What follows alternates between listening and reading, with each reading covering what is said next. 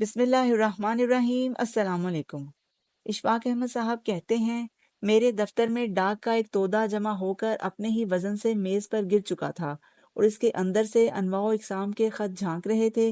ایک لفافہ لمبائی میں کم اور چوڑائی میں زیادہ دکھائی دیتا تھا۔ دونوں طرف بے شمار مہریں تھیں۔ کونے میں ہندوستان کا ٹکٹ چسپاں تھا اور لکھائی کافی مانوس سی تھی۔ میں نے خط کھولنے سے پہلے اسے سونگھا تو اس میں سے استاد بالی کے ہاتھوں کی خوشبو آئی۔ وہ بالوں میں کوٹی کا تیل لگا کر دونوں ہاتھوں کا کوہنیوں تک مسح کر لیا کرتے تھے۔ ململ کے کرتے کی آستینوں سے دن بھر ولایتی سینٹ کی خوشبو آیا کرتی تھی۔ خط کھول کر دیکھا تو انہی کا تھا۔ اوپر لکھا تھا ستنام سری واہ گرو ستنام، نیچے السلام علیکم ورحمۃ اللہ وبرکاتہ کے بعد لکھا تھا کہ ایک لمبے عرصے کے بعد تم کو خط لکھ رہا ہوں۔ شاید یہ میرا پہلا خط ہے، ہو سکتا ہے یہی خط آخری ہو۔ اس مرتبہ میں بیساکھی کے میلے پر لاہور آ رہا ہوں۔ 120 پریمیوں کا جتھا ہے۔ گوریال سنگھ دہلوی جتھے دار ہیں، میں ان کا نائب جتھے دار ہوں۔ 3 دن لاہور میں رہیں گے، چوتھے دن حسن ابدال چلے جائیں گے۔ وہاں سے 2 روز بعد واپسی ہوگی، پھر لاہور میں پورا 1 دن بسرام ہوگا۔ اگلے روز بعد دوپہر واگا کے راستے واپس۔ پر میں یہ سارا ٹائم تیرے ساتھ گزاروں گا اور تیرے پاس ہی رہوں گا۔ ہو سکتا ہے میں حسن ابدال بھی نہ جاؤں اور وہاں کے 2 دن بھی تیرے ساتھ لاہور میں ہی گزاروں۔ کچھ پتہ نہیں، آنے پر ہی خیریت معلوم ہوگی اور آنے پر ہی اصل پروگرام بنے گا۔ وہ جس کیمرے کی میں نے تیرے سے فرمائش کی تھی وہ ابھی تک نہیں مل سکا۔ ہندوستان میں ہر طرح کی امپورٹ بند ہے، خاص طور پر رنگ راس اور عیش آنند کی چیزوں کی۔ کسی نے مجھے بتایا کہ پشاور میں کوئی باڑہ منڈی ہے جہاں سے ہر طرح کا سودا مل جاتا ہے۔ ہم لوگوں کو لاہور اور حسن ابدال کے علاوہ کسی اور شہر میں جانے کی اجازت نہیں، لیکن پچھلے یاتری بتاتے ہیں کہ بہت سے سودے راولپنڈی تک پہنچ جاتے ہیں اور میلے کے سمے میں حسن ابدال میں بھی دکانیں ولایتی مال سے بھر جاتی ہیں۔ تم پتہ کر کے رکھنا، شاید کوئی اچھا سا کیمرہ مل ہی جائے، لیکن ہو جرمنی کا۔ یہ جو روسی کیمرے جرمن نقل میں بنتے ہیں وہ نہیں لینا۔ روسی تو خود پاگل پٹھانوں کے ہاتھوں مار کھا رہے ہیں، ان کی مشینوں کا کیا اعتبار۔ گوریال سنگھ کا بھتیجا جسونت پچھلی مرتبہ ایک روسی کیمرہ حسن ابدال سے خرید کر لایا تھا، لیکن اس میں فلم ہی نہیں چلتی، ہر 2 فریموں کے بعد پھنس جاتی ہے۔ بس تم پتہ کرنا، ساری انفارمیشن اکٹھی کر رکھنا، باقی باتیں میرے آنے پر ہوں گی، جیسے جیسے یاد آتی جائیں گی کرتے جائیں گے۔ جب حکم ہوگا، شاید اس بار لمبا ہی حکم ہو، میرے لائق کوئی خدمت ہو تو لکھنا۔ باقی سب لوگ ٹھیک ٹھاک ہیں، چوک بھی آباد اور خوشحال ہے اور لوگ بھی رجے پھجے سکھی اور بھاگوان ہیں۔ سب کا دعا سلام قبول ہو۔ تمہارا درشن ابلاشی بھائی بالی گنتھی۔ صدیوں بعد اپنے محبوب کا خط پا کر دل میں ٹھنڈک کی دھن اتر آئی، پر ان کے نام کے ساتھ گنتھی کا لفظ دیکھ کر دل بیٹھ گیا۔ بندہ بھی کیا بے اختیار چیز ہے کہ اس کو ہر شے جب چاہے جیسا چاہے تبدیل کر کے رکھ سکتی ہے۔ اس شے میں طاقت ہو نہ ہو، ارادہ ہو نہ ہو، جاندار ہو چاہے بے جان، ٹھوس ہو چاہے مایا ہو چاہے گیس، کیسی بھی حالت میں ہو، کسی بھی صورت میں ہو، بڑے سے بڑے پہلوان کو بے دست و پا کر کے انگوٹھی سے گزار کر الٹا کر کے کھڑا کر دیتی ہے۔ پہلے مجھے انسان کی لاچاری اور بے اختیاری پر غصہ آتا تھا، پھر جب میں خود اس حال کا محرم ہوا تو سارا غصہ دور ہو گیا۔ پہلے تو میں نے مجبور انسان کو گود میں اٹھایا، پھر اس کی انگلی پکڑ کر باغ کی سیر کرانے اسے روش روش لے کر پھرتا رہا۔ جب سے اب تک میں اس کا خدمتگار اور بیٹ مین ہوں۔ اب وہ اپنی مجبوری اور لاچاری پر روتا نہیں، میری طرف دیکھ کر سر جھکا لیتا ہے اور اس وقت تک چہرہ اوپر نہیں اٹھاتا جب تک کوئی دوسری آفت آ کر اس کے لٹو کی ڈور نہ گھماوے۔ جب ہم یاتریوں کے جتھے کی سواگت کے لیے واہگہ بارڈر پہنچے تو وہاں سب لوگ موجود تھے سوائے بالی کے۔ یاتریوں نے بتایا کہ ان کے کاغذ میں کوئی نقص رہ گیا تھا جس کی وجہ سے وہ جتھے میں شامل نہ ہو سکے۔ اب وہ بائی ایئر آئیں گے اور شام کی فلائٹ سے یہاں پہنچ جائیں گے۔ شکر ہے اس روز ایک فلائٹ آنی تھی۔ وقت مقررہ پر میں ایئرپورٹ پہنچا تو مجھے سیڑھیوں سے اترتے لوگوں کے گروہ میں اپنے گہرے مقصود کا چھریرا وجود نظر آیا۔ انہوں نے تنگ پاجامہ اور ململ کا کرتا پہن رکھا تھا اور ان کے سر پر نیلی پگڑی تھی۔ چمکتی دھوپ میں سیڑھی کے عین درمیان دائیں ہاتھ کو ہو کر انہوں نے ہاتھ باندھ کر پہلے لاہور کو دائیں طرف پرنام کیا، پھر بائیں طرف، پھر چہرہ اوپر اٹھا کر واہ گرو اکال پرک سے کوئی بات کی اور آہستہ آہستہ سیڑھی سے نیچے اترنے لگے۔ جب وہ کسٹم کرا کر باہر نکلے تو انہیں دیکھ کر میرا رونا نکل گیا۔ پگڑی کے پیچھے سے ان کی الٹی کنگھی کے کیس نمایاں تھے، ہاتھ میں کڑا تھا، الٹے ہاتھ کی طرف 4-5 انچ لمبی ایک کرپان ان کے پہلو میں لٹک رہی تھی۔ جسم جو پہلے ایک محبوب بھروسے کی طرح ذرا سا لچکیلا تھا، اب سیدھا، ستواں اور پراعتماد نظر آنے لگا تھا۔ میں ان کے راستے میں دونوں بازو پھیلا کر کھڑا ہو گیا۔ 15-20 قدم کے فاصلے پر انہوں نے مجھے پہچان لیا تھا، لیکن مجھے دیکھ کر انہوں نے اپنی رفتار تیز نہ کی۔ اس طرح چلتے رہے اور میرے قریب پہنچ کر بیگ زمین پر رکھ کر مجھ سے ایسے چمٹ گئے جیسے اس کے بعد پھر کبھی جدا نہ ہوں گے۔ میں رونے کے ہلکے ہلکے ہچکولے کھاتا ہوا جب ذرا تیز ہوا اور میری آواز قدرے اونچی ہو گئی تو انہوں نے میری پیٹھ تھپتھپاتے ہوئے کہا، بس بس، اس کے ساتھ منورنجن ہو کر رہنا ہے اور اسی کی مہما کرنی ہے۔ میں نے ان کی بات کا کوئی جواب نہ دیا اور اسی طرح ان کے ساتھ چمٹا رہا۔ لوگ ہمارے ارد گرد سے گزرتے رہے اور حیران ہو کر دیکھتے رہے کہ ایک پاکستانی کو اس محبت اور عقیدت کے ساتھ ایک سکھ کے حضور میں ایسی سسکیاں نہیں بھرنی چاہیے۔ ان کو جب میں اپنی شوفر والی سرکاری گاڑی میں لے کر شہر کی جانب چلا تو انہوں نے ادھر ادھر دیکھتے ہوئے کہا، پاکستان بننے کے پورے 7 سال بعد پہلے میں نے لاہور دیکھا تھا، وہ بھی 3 دن کے لیے۔ اب وہ یاد تو نہیں کہ کیسا تھا، یہ صاف نظر آ رہا ہے۔ میں نے کہا، سر، لاہور اب بہت بڑا ہو گیا ہے اور ایشیا کے چند خوبصورت شہروں میں سے ایک گنا جاتا ہے۔ تو انہوں نے مسکرا کر سر ہلایا کہ ٹھیک ہے اور ٹھیک ہی کہہ رہے ہو۔ پھر بولے، ہم نے تو تمہارے اسلام آباد کی بڑی تعریف سنی ہے، لوگ بڑے صبح کرتے ہیں۔ میں نے کہا، جی وہ بھی ٹھیک ہے، اس کا حسن باغوں بہاروں اور پہاڑوں والا ہے، لیکن ان کی ثقافت کوئی نہیں۔ نیا نیا آباد ہوا ہے، 500-600 سال بعد جا کر اس کے وجود کی ڈھلائی شروع ہوگی۔ ابھی تو کچا کچا سا ہے لیکن ہے خوبصورت۔ پوچھنے لگے، اب ہم کہاں جا رہے ہیں؟ میں نے کہا، اپنے گھر جا رہے ہیں، جہاں میں آپ کو اپنی بیوی سے ملاؤں گا۔ وہ دل و جان سے آپ کے حسد میں مبتلا ہے اور کئی سال سے آپ کا انتظار کر رہی ہے۔ ہنس کر بولے، اس سے ضرور ملیں گے، لیکن اس وقت ان کو سلام نہیں کر سکتا۔ مجھے حکم کے مطابق سیدھے پہنچنا ہے کہ یہی جتھے داروں کا حکم ہے، اور اس حکم کے تحت اس نے مجھے ایک دن لیٹ آنے کی اجازت بخشی تھی۔ میں نے کہا، گھر سے چائے کی ایک پیالی پی کر سیدھے ان کے پاس پہنچ جائیں گے؟ کہنے لگے، ایسا ممکن نہیں، مجھے سیدھے ان کی سیوا میں حاضر ہو کر فتح بلانی ہے، پھر جیسا وہ حکم دیں گے ان کی آگیا کا پالن کریں گے۔ میں نے کہا، آدھ پون گھنٹے میں کیا فرق پڑ جائے گا؟ کہنے لگے، بہت فرق پڑ جائے گا۔ میں نے کہا، فرض کیجئے جہاز 2 گھنٹے لیٹ ہو جاتا پھر؟ بولے، یہ دوسری بات ہے اور اس کا پربھاؤ اور ہے۔ میں نے کہا، پھر بھی میں آپ کو پہلے گھر لے کر جاؤں گا، پھر مڑی رنجیت سنگھ پر چھوڑ کر آؤں گا۔ بولے، استاد کا حکم ہے، تم اس کے خلاف نہیں جا سکتے۔ میں نے ڈرائیور سے کہا، گاڑی رنجیت سنگھ کی مڑی کو لے چلو، بعد میں دیکھ لیں گے۔ استاد گرامی نے فرمایا، شاباش، ٹھیک کیا۔ ان کے اس فیصلے سے میں کچھ رنجیدہ سا ہو گیا تھا، لیکن نہیں چاہتا تھا کہ ان کو میرے اس رویے کا احساس ہو۔ میں نے کریت کریت کر ادھر ادھر کی باتیں شروع کر لیں، جن میں زیادہ تر ان لوگوں کے حال و احوال کی تفتیش مطلوب تھی جو میرے ان کے جانے پہچانے تھے۔ میں نے ان کو اس سکھ جوڑے کی تفصیل سنائی جو مجھے روم میں ملا تھا اور جس کی سردارنی بھائی بالی کی دل و جان سے عاشق تھی اور ان کے بیان، بھاشن اور پاٹ پر فریفتہ تھی۔ میں نے کہا، جب بھی اس کا سردار ہم کو اکیلے چھوڑ کر کچھ لینے دینے جاتا تو وہ آپ ہی کا قصہ شروع کر دیتی اور بے حد افسردہ ہو کر رونے کے قریب ہو جاتی۔ کہنے لگے، عورتیں عام طور پر جذباتی ہوتی ہیں اور ان کی سوچ کا دائرہ شوق سوگ کے اندر ہی رہتا ہے۔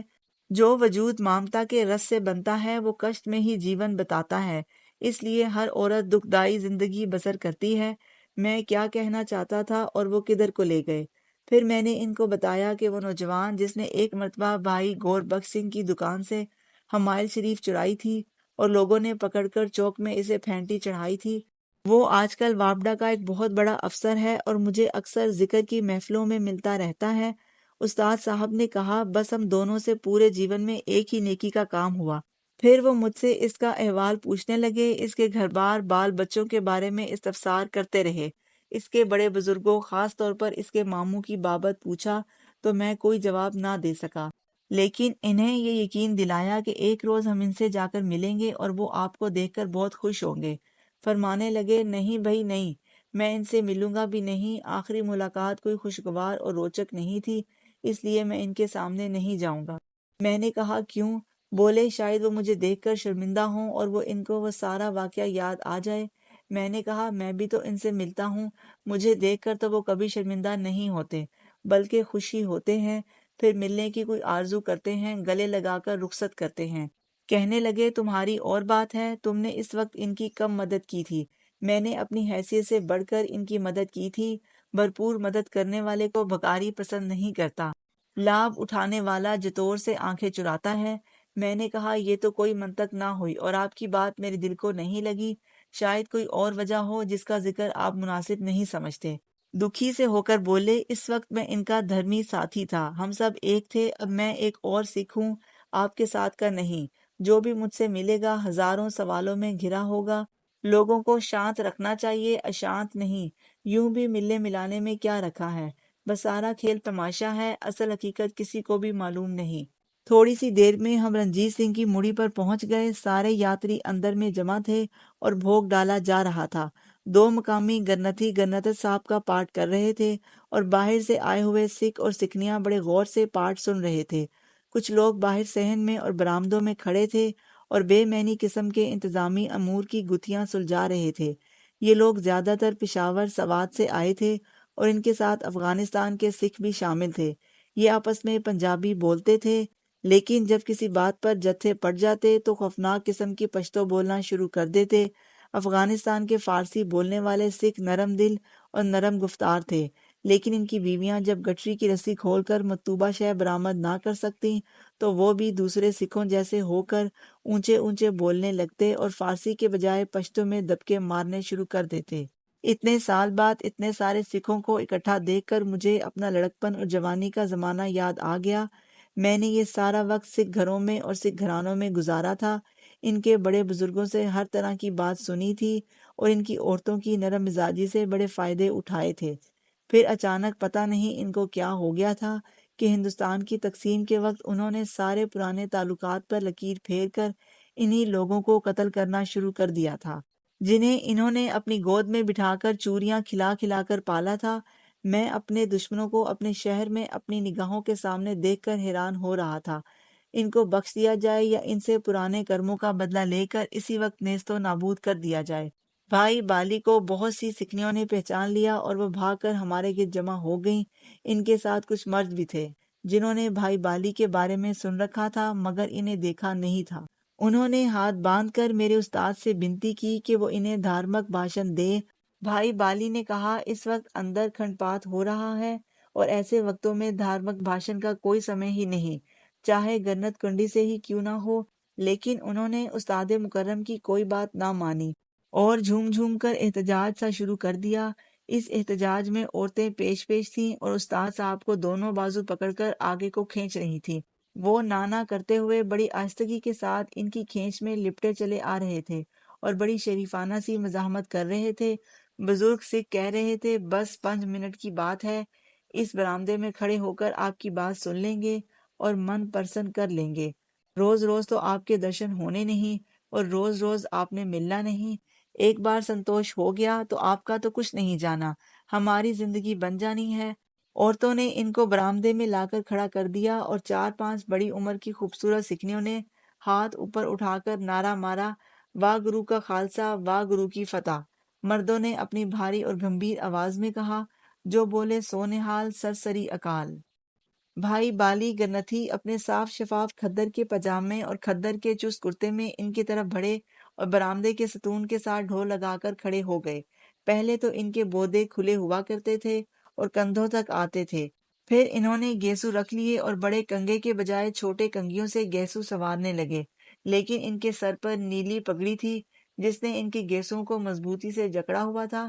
یہ پگڑی کلف لگی نہیں تھی، اکالیوں کے انداز کی تھی، لیکن اس کا رنگ گہرا نیلا نہیں تھا، بس نیلا تھا۔ اس رنگ میں ان کی اپنی مرضی شامل تھی، اس کی کوئی دھارمک وجہ نہیں تھی۔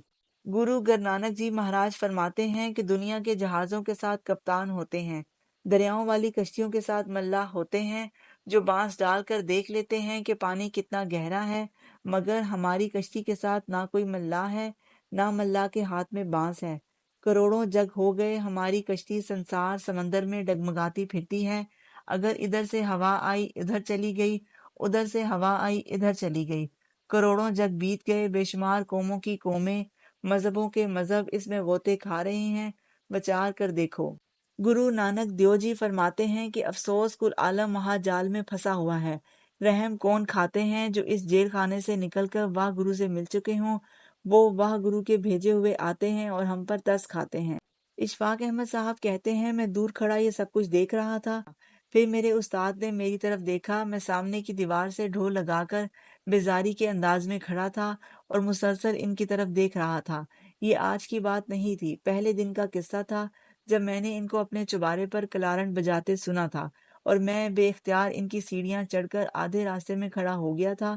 مجھے ان کی آواز تو صاف سنائی دے رہی تھی، ان کا ایک طرف کا پہلو بھی تھوڑا تھوڑا دکھائی دے رہا تھا۔ اچانک مجھے خیال آیا کہ اگر میں لڑکی ہوتا تو ماسٹر بالی سے شادی کر لیتا، اپنے ساتھ کسی اور ملک میں لے جاتا۔ بعد میں معلوم ہوا کہ یہ کیفیت صرف میری ہی نہیں تھی، وہاں کی جتنی دل فریب اور دلدار قسم کی لڑکیاں تھیں اور جو راہ چلتے ہوئے اپنی سہیلیوں سے باتیں کر رہی تھیں، ان کے دلوں میں بھی ایسی ہی مورت تھی۔ مرد گندان ہو، ستواں ہو، سیدھی راہ چلتا ہو، عورت پر لہوٹ نہ ہوتا ہو، سفید کپڑے پہنتا ہو، تیز خوشبو نہ لگاتا ہو، مخیر اور کھلے دل کا ہو، الائچی کا چھلکا چباتا ہو، ثابت قدم، دستگیر اور دس رس ہو، ناک جھانک کا عادی اور نشے کا متلاشی نہ ہو، ایسے مرد پر عورت ہزار جان سے فریفتہ ہو جاتی ہے اور اس کا نقشہ مرتے دم تک اس کے ذہن سے معدوم نہیں ہوتا۔ مجھے پتہ نہیں کب تک ان کا بھاشن ہوتا رہا اور کب تک مرد، عورتیں، بوڑھے، بچے ان کی سنگت میں گرد آلود فرش پر بیٹھے رہے۔ جب میں نے اپنے لمبے خواب سے نکل کر ان کی طرف دیکھا تو گہری شام ہو چکی تھی اور وہ آخری جملوں میں راگ مارو محلہ ایک سماپت کر رہے تھے۔ ان کا بھاشن ختم ہونے پر سب نے مل کر ایک زوردار نعرہ لگایا، واہ گرو جی کا خالصہ، واہ گرو جی کی فتح، جو بولے سو نہال، ست سری اکال۔ لوگ اٹھ اٹھ کر ہاتھ باندھ کر ان کے گھٹنوں اور چرنوں کو چھوتے رہے۔ جب لوگ چھٹ گئے تو وہ آہستہ آہستہ میری طرف آئے اور میرے کندھے پر ہاتھ رکھ کر بولے، اب کیا حکم ہے؟ میں نے کہا، میں کیا حکم دے سکتا ہوں سرکار، ایک عرض ہے کہ آج آپ میرے ساتھ چلیں، میرے غریب خانے پر قیام فرمائیں اور صبح ناشتہ کر کے واپس آ جائیں۔ کہنے لگے، کل صبح ہمیں حسن ابدال روانہ ہونا ہے۔ میں نے کہا، کب روانہ ہونا ہے؟ میں ٹھیک وقت پر پہنچا دوں گا، آخر میرا بھی تو کوئی حق ہے۔ فرمانے لگے، کیوں نہیں، کیوں نہیں شفائی، اول حق تمہارا ہے اور تمہارا ہی رہے گا۔ کچھ مجبوریاں راہ میں آ جائیں تو حق تلف نہیں ہوتا، وقتی طور پر بوجھ تلے آ جاتا ہے۔ چلو میں تیار ہوں۔ ان کی یہ بات سن کر میرے وجود کے اندر چانن سا ہو گیا۔ میں نے چہک کر کہا، آپ کا سامان؟ بولے، ایک بیگ ہے، وہ سیودار کے پاس رہے گا، مجھے اس کی ضرورت نہیں۔